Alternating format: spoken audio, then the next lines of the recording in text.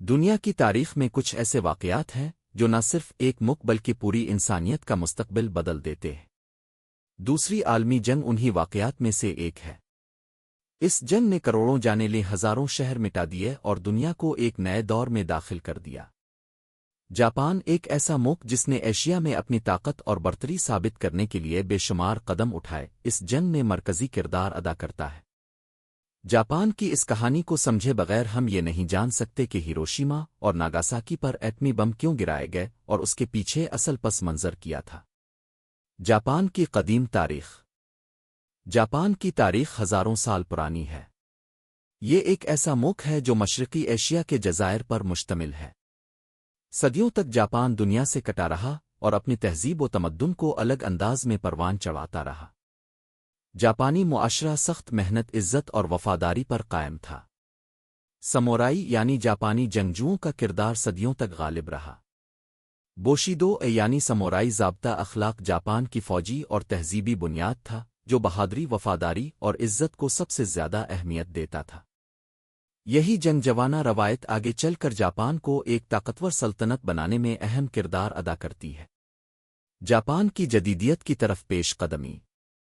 19ویں صدی کے وسط تک جاپان دنیا سے الگ تھلگ تھا، مگر پھر میجی ریسٹریشن کے دور میں جاپان نے تیزی سے ترقی کی۔ یورپی طرز کی فوج، بحریہ اور صنعتیں قائم کی گئیں۔ جاپان نے اپنی معیشت کو مضبوط کیا اور مغربی طاقتوں کا مقابلہ کرنے کی تیاری کی۔ اس کے نتیجے میں جاپان ایک جدید صنعتی ملک بن گیا جو اپنی فوجی طاقت سے پورے ایشیا میں قدم جمانے لگا۔ جاپان کی فتوحات کا آغاز۔ 19ویں اور 20ویں صدی کے شروع میں جاپان نے پڑوسی ملکوں پر حملے شروع کیے۔ چین، جاپانی جنگ 1894 1895 جاپان نے چین کو شکست دے کر کوریا پر قبضہ کیا۔ روس، جاپانی جنگ 1904 1905 جاپان نے دنیا کو حیران کر دیا جب اس نے روس جیسی طاقت کو شکست دے دی۔ یہ ایشیا کی پہلی بڑی فتح تھی جس نے مغربی دنیا کو چونکا دیا۔ پہلی عالمی جنگ 1914 1918 جاپان نے اتحادیوں کا ساتھ دیا اور مزید علاقے حاصل کیے۔ یہ سب فتوحات جاپان کے اندر یہ احساس پیدا کرتی گئیں کہ وہ دنیا پر حکومت کر سکتا ہے۔ ایشیا میں جاپان کی برتری۔ 1930 کی دہائی میں جاپان نے اپنی توجہ چین اور دیگر ایشیائی ممالک پر مرکوز کی۔ 1931 میں جاپان نے منچوریا پر قبضہ کیا۔ 1937 میں چین پر مکمل حملہ کر دیا جسے سیکنڈ وار کہا جاتا ہے۔ جاپانی فوج نے نانجنگ میں قتل عام کیا جسے ریپ آف نانجنگ کہا جاتا ہے۔ لاکھوں لوگ مارے گئے اور دنیا بھر میں جاپان پر تنقید کی گئی۔ یہ وہ وقت تھا جب جاپان کو صرف ایک ایشیائی ملک نہیں بلکہ ایک خطرناک فوجی طاقت سمجھا جانے لگا۔ دوسری عالمی جنگ کا آغاز اور جاپان کا کردار۔ 1939 میں جب جرمنی نے پولینڈ پر حملہ کیا تو دوسری عالمی جنگ کا آغاز ہوا۔ یورپ جنگ میں مصروف ہو گیا۔ جاپان نے اس موقع کو غنیمت سمجھا اور ایشیا میں اپنی فتوحات بڑھانا شروع کر دیں۔ جاپان نے جرمنی اور اٹلی کے ساتھ ٹرپل الائنس بنا لی جسے ایکسس پاورز کہا گیا۔ جاپان کا مقصد تھا کہ پورے ایشیا کو گریٹر ایسٹ ایشیا اسفیر کے نام پر اپنے کنٹرول میں لے۔ پرل ہاربر پر حملہ۔ 7 دسمبر 1941 کو جاپان نے ایک ایسا حملہ کیا جس نے تاریخ کا رخ بدل دیا۔ جاپانی جہازوں اور طیاروں نے اچانک امریکہ کے بحری اڈے پرل ہاربر، ہوائی پر حملہ کر دیا۔ امریکہ کے سینکڑوں جہاز تباہ ہو گئے اور ہزاروں فوجی مارے گئے۔ اگلے ہی دن امریکہ نے جاپان کے خلاف جنگ کا اعلان کر دیا۔ یہ وہ لمحہ تھا جب امریکہ براہ راست دوسری عالمی جنگ میں داخل ہوا اور جاپان کا سب سے بڑا دشمن بن گیا۔ حصہ اول میں ہم نے دیکھا کہ جاپان کس طرح ایک الگ تھلگ ملک سے نکل کر جدید طاقت بنا، ایشیا پر قبضہ کیا اور آخرکار امریکہ کے ساتھ براہ راست ٹکرا گیا۔ یہ سبھی واقعات اس بڑی تباہی کی بنیاد بنے جس کا انجام ہیروشیما اور ناگاساکی پر ہوا۔ حصہ دوم میں ہم دیکھیں گے کہ امریکہ نے ایٹم بم بنانے کا فیصلہ کیوں کیا اور منہٹن پروجیکٹ کے پیچھے اصل کہانی کیا تھی۔ دوسری عالمی جنگ کے دوران دنیا کی بڑی طاقتیں ایک دوسرے کو شکست دینے کے لیے ہر ممکن راستہ تلاش کر رہی تھیں۔ یہ وہ وقت تھا جب انسان نے اپنی ذہانت کو سب سے خطرناک ہتھیار بنانے میں استعمال کیا۔ یہ ہتھیار تھا ایٹمی بم، اٹامک بام۔ امریکہ نے خفیہ طور پر ایک ایسا منصوبہ شروع کیا جو نہ صرف جنگ کا نقشہ بدلنے والا تھا بلکہ آنے والی صدیوں تک پوری دنیا کو خوف میں مبتلا کر گیا۔ اس منصوبے کو کہا جاتا ہے منہٹن پروجیکٹ، مینہٹن پروجیکٹ۔ ایٹمی توانائی کی دریافت۔ 1890 اور 1900 کی دہائی میں سائنسدان ایٹم کے راز کھوجنے لگے۔ 1938 میں جرمن سائنسدانوں آٹو ہان اور فرٹز سٹراسمن نے دریافت کیا کہ جب یورینیم کے ایٹم کو توڑا جاتا ہے تو بے پناہ توانائی خارج ہوتی ہے۔ اسی کو کہا جاتا ہے نیوکلیئر فشن، ایٹمی انشقاق۔ یہ وہ لمحہ تھا جب انسان نے سمجھ لیا کہ وہ ایک ایسا دھماکہ کر سکتا ہے جو ہزاروں عام بموں سے زیادہ طاقتور ہوگا۔ جرمنی کا خطرہ۔ دوسری عالمی جنگ کے دوران یہ خوف تھا کہ ہٹلر کی نازی جرمنی بھی ایٹم بم بنانے کی کوشش کر رہی ہے۔ یہ خدشہ امریکہ اور اتحادی ممالک کے لیے ڈراؤنا خواب تھا۔ اگر جرمنی سب سے پہلے ایٹم بم بنا لیتا تو پورا یورپ اس کے قدموں تلے آ جاتا۔ اسی لیے امریکہ نے فوراً خفیہ طور پر اپنا ایٹمی منصوبہ شروع کیا۔ منہٹن پروجیکٹ کا آغاز 1939 میں مشہور سائنسدان ایلبرٹ آئنسٹائن اور لیو سیلارڈ نے امریکی صدر کو خط لکھا کہ جرمنی ایٹم بم بنانے کی کوشش کر رہا ہے۔ 1942 میں امریکہ نے باضابطہ طور پر منہٹن پروجیکٹ شروع کیا۔ یہ اس وقت کی دنیا کا سب سے بڑا خفیہ منصوبہ تھا جس پر $2 ارب خرچ کیے گئے، آج کے اربوں ڈالر کے برابر۔ سائنسدان اور لیڈرز۔ اس منصوبے میں دنیا کے بہترین سائنسدان شامل تھے۔ رابرٹ اپنہائمر اس منصوبے کے فادر آف اٹامک بام کہلائے۔ انریکو فرمی پہلا نیوکلیئر ری ایکٹر بنایا۔ نیلس بور نظریاتی سائنس میں اہم کردار ادا کیا۔ ریچمنڈ اور لاس الاموس مرکزی ریسرچ سینٹر بنایا گیا۔ بم کی 2 اقسام۔ منہٹن پروجیکٹ میں 2 مختلف بم بنائے گئے۔ لٹل یورینیم پر مبنی بم سیدھا ہیروشیما پر گرایا گیا۔ فیٹ مین پلوٹونیم پر مبنی بم بعد میں ناگاساکی پر استعمال ہوا۔ خفیہ تنصیبات۔ امریکہ نے ہزاروں مزدوروں، انجینئرز اور سائنسدانوں کو خفیہ طور پر مخصوص شہروں میں رکھا۔ اوک رج، ٹیناسی یورینیم کی تیاری۔ ہینفورڈ، واشنگٹن پلوٹونیم کی تیاری۔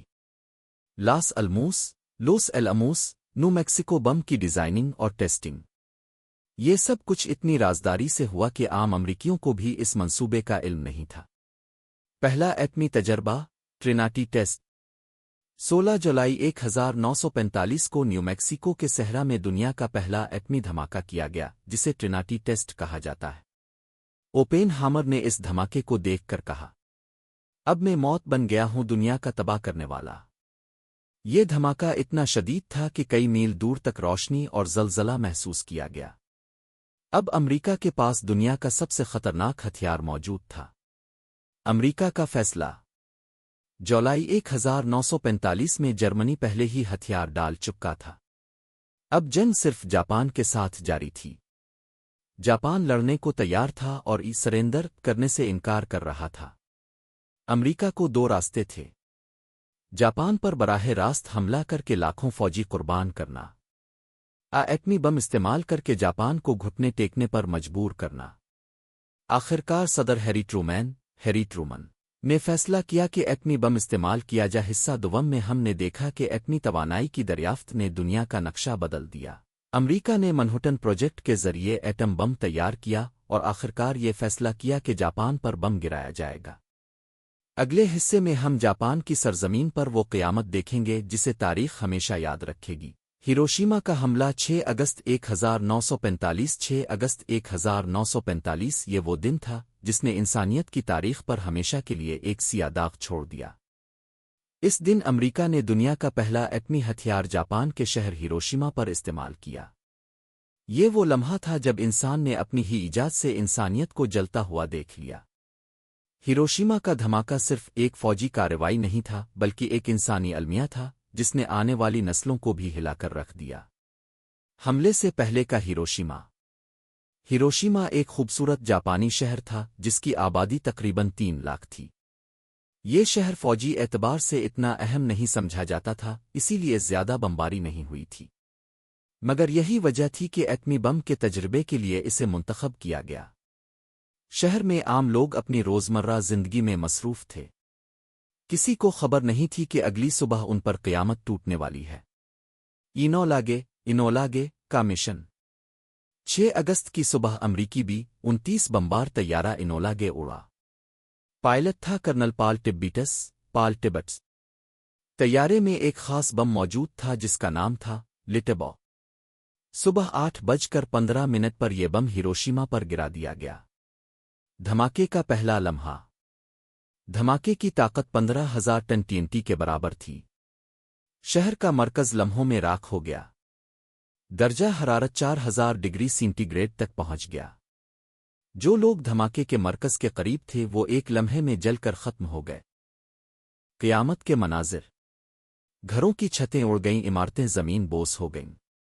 دھماکے کے 2 کلومیٹر کے دائرے میں ہر چیز مکمل تباہ ہو گئی۔ لوگ زندہ جل رہے تھے، کئی پانی کی تلاش میں دریا کی طرف بھاگے مگر زندہ نہ بچ سکے۔ کچھ لوگوں کے جسموں پر کپڑوں کی ڈیزائن تک جل کر چھپ گئی۔ انسانی المیہ۔ فوری طور پر 70,000 لوگ ہلاک ہو گئے۔ اگلے مہینوں میں زخمیوں اور بیماریوں سے مزید 60,000 لوگ مر گئے۔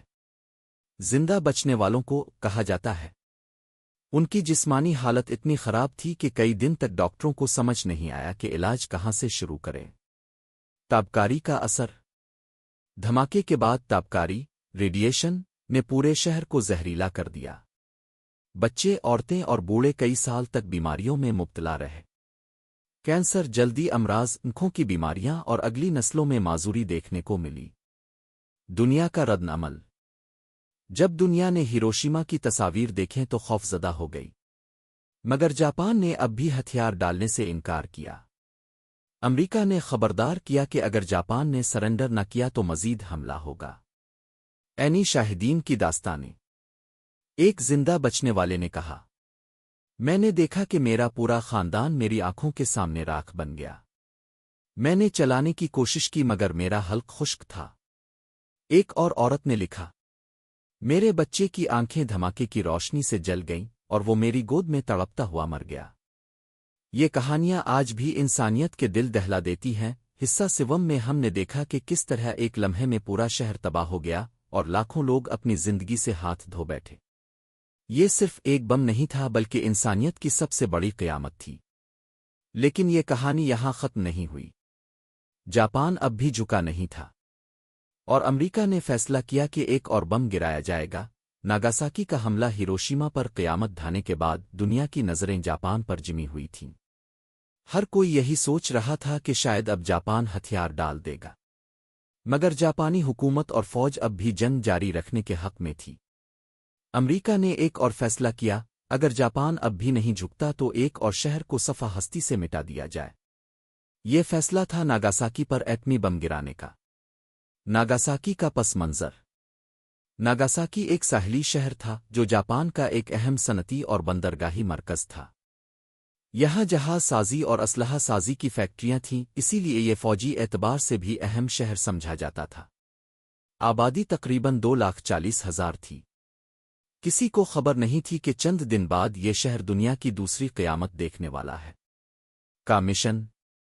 9 اگست 1945 کی صبح امریکی بی 29 بمبار طیارہ اڑا۔ پائلٹ تھا میجر چارلز سوینی۔ اس بار بم کا نام تھا فیٹ مین، جو پلوٹونیم پر مبنی تھا اور لٹبو سے زیادہ طاقتور تھا۔ اصل ہدف جاپان کا شہر تھا مگر بادلوں اور دھوئیں کی وجہ سے بم وہاں نہ گرایا جا سکا، لہذا طیارہ رخ موڑ کر ناگاساکی کی طرف بڑھ گیا۔ دھماکے کا لمحہ۔ صبح 11:02 پر فیٹ مین ناگاساکی پر گرایا گیا۔ دھماکے کی طاقت 21,000 ٹن TNT کے برابر تھی۔ پہاڑوں کے درمیان واقع ہونے کی وجہ سے نقصان ہیروشیما سے کچھ کم تھا مگر تباہی پھر بھی خوفناک تھی۔ شہر کے ایک بڑے حصے کو لمحوں میں راکھ بنا دیا گیا۔ تباہی کے مناظر۔ دھماکے کے مرکز سے 1 میل کے دائرے میں سب کچھ جل کر خاک ہو گیا۔ فوری طور پر 40,000 لوگ ہلاک ہوئے۔ اگلے مہینوں میں مزید 30,000 لوگ زخمیوں اور تابکاری سے مر گئے۔ کئی خاندان پورے کے پورے ختم ہو گئے۔ انسانی کہانیاں۔ ایک بچی نے کہا، میں نے دیکھا کہ میرا بھائی زندہ جل رہا تھا اور میں کچھ نہ کر سکی۔ ایک ڈاکٹر نے بیان دیا، ہسپتالوں میں اتنے مریض تھے کہ ہم علاج کرنے کے بجائے صرف ان کی آخری سانسیں گنتے رہے۔ یہ کہانیاں ناگاساکی کی اس قیامت کو زندہ رکھتی ہے۔ جاپان کی حکومت کا رد عمل۔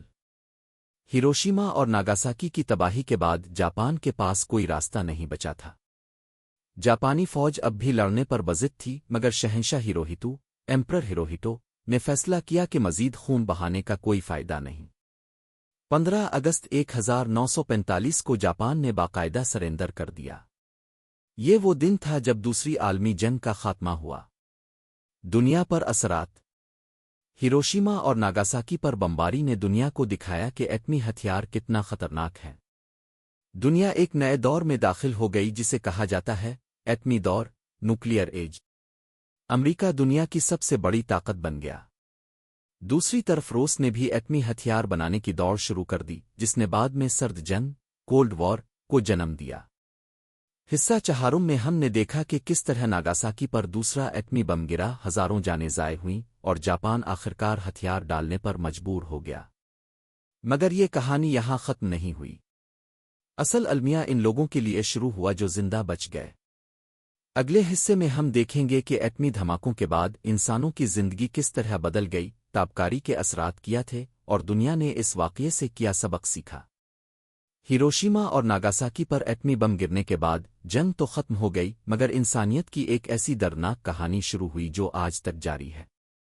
یہ حصہ صرف ایک شہر یا ایک ملک کی کہانی نہیں بلکہ پوری دنیا کے لیے ایک آئینہ ہے۔ یہ وہ لمحہ تھا جب انسان نے اپنی عقل سے ایک ایسا ہتھیار بنایا جو نہ صرف دشمن بلکہ پوری انسانیت کو مٹا سکتا ہے۔ زندہ بچ جانے والوں کی داستان۔ زندہ بچ جانے والوں کو جاپانی زبان میں کہا جاتا ہے۔ ان میں سے زیادہ تر لوگ تابکاری کے اثرات سے متاثر ہوئے۔ کئی سالوں تک ان کی جلد جھلستی رہی، بال جھڑتے رہے، کینسر اور دوسری بیماریاں ان کا پیچھا کرتی رہیں۔ کئی خواتین کے بچے معذور بیمار پیدا ہوئے۔ ایک زندہ بچنے والے نے کہا، میں بچ گیا تھا مگر میری زندگی موت سے بھی بدتر ہو گئی۔ طبی اثرات۔ دھماکے کے فوری بعد جلنے اور زخموں سے ہزاروں لوگ مرے۔ مگر اصل تباہی تابکاری، ریڈیشن، سے شروع ہوئی۔ کینسر، خون کی بیماریاں، جلدی امراض اور دیگر مسائل اگلی کئی دہائیوں تک کو ستاتے رہے۔ ایک سروے کے مطابق ہیروشیما اور ناگاساکی کے ہزاروں زندہ بچنے والے کبھی مکمل صحت مند نہ ہو سکے۔ یادگاریں اور میوزیم۔ آج ہیروشیما میں پیس میموریل پارک بنایا گیا ہے۔ یہاں ایک اٹامک بام دوم ہے جو اس دھماکے کے بعد بچ جانے والی چند عمارتوں میں سے ایک ہے۔ ناگاساکی میں بھی ایک میوزیم ہے جہاں بمباری کی کہانیاں، تصویریں اور سروائیورز کی یادیں محفوظ ہیں۔ یہ جگہیں دنیا کو یہ یاد دلاتی ہیں کہ جنگ کی اصل قیمت عام انسان چکتا ہے۔ دنیا پر سیاسی اثرات۔ ہیروشیما اور ناگاساکی کے بعد دنیا میں ایٹمی ہتھیاروں کی دوڑ شروع ہو گئی۔ امریکہ کے بعد سوویت یونین نے 1949 میں پہلا ایٹم بم بنایا۔ پھر برطانیہ، فرانس، چین اور بعد میں دیگر ممالک نے بھی یہ ہتھیار حاصل کر لیے۔ دنیا دو حصوں میں تقسیم ہو گئی، امریکہ اور اس کے اتحادی، سوویت یونین اور اس کے اتحادی۔ اسی کشمکش کو کہا جاتا ہے سرد جنگ، کولڈ وار۔ امن کی تحریکیں۔ ہیروشیما اور ناگاساکی کے بعد دنیا میں امن کی تحریکیں زور پکڑ گئیں۔ لاکھوں لوگ سڑکوں پر نکلے اور ایٹمی ہتھیاروں پر پابندی کا مطالبہ کیا۔ اقوام متحدہ (UN) نے بھی کئی معاہدے کیے تاکہ ایٹمی ہتھیاروں کا پھیلاؤ روکا جا سکے۔ مگر حقیقت یہ ہے کہ آج بھی دنیا کے پاس ہزاروں ایٹمی ہتھیار موجود ہیں۔ سبق اور پیغام۔ ہیروشیما اور ناگاساکی نے دنیا کو کئی سبق دیے۔ جنگ میں جیتنے والا کوئی نہیں ہوتا۔ ایٹمی ہتھیار انسانیت کے لیے سب سے بڑا خطرہ ہے۔ امن اور بات چیت ہی واحد راستہ ہے۔ سائنس ایک نعمت بھی ہے اور زحمت بھی۔ یہ انسان کے استعمال پر منحصر ہے۔ حصہ پنجم میں ہم نے دیکھا کہ ایٹمی بم کے اثرات صرف ایک لمحے کی تباہی تک محدود نہیں رہے بلکہ دہائیوں تک انسانوں کو متاثر کرتے رہے۔ دنیا آج بھی اس خوف میں جی رہی ہے کہ کہیں کوئی نئی جنگ نہ چھڑ جائے۔ ہیروشیما اور ناگاساکی صرف تاریخ کا حصہ نہیں بلکہ ایک انتباہ ہے، ایک ایسا انتباہ جو انسانیت کو یاد دلاتا ہے کہ اگر ہم نے امن کا راستہ نہ اپنایا تو شاید اگلی جنگ آخری جنگ ہو۔ اگر آپ کو یہ ویڈیو پسند آئی تو برائے مہربانی ہمارے چینل ہسٹری آف ورلڈ کو لائک، سبسکرائب اور کامنٹ ضرور کریں۔ آپ کی حوصلہ افزائی ہی ہمیں مزید ایسی ویڈیوز بنانے کی طاقت دیتی ہے۔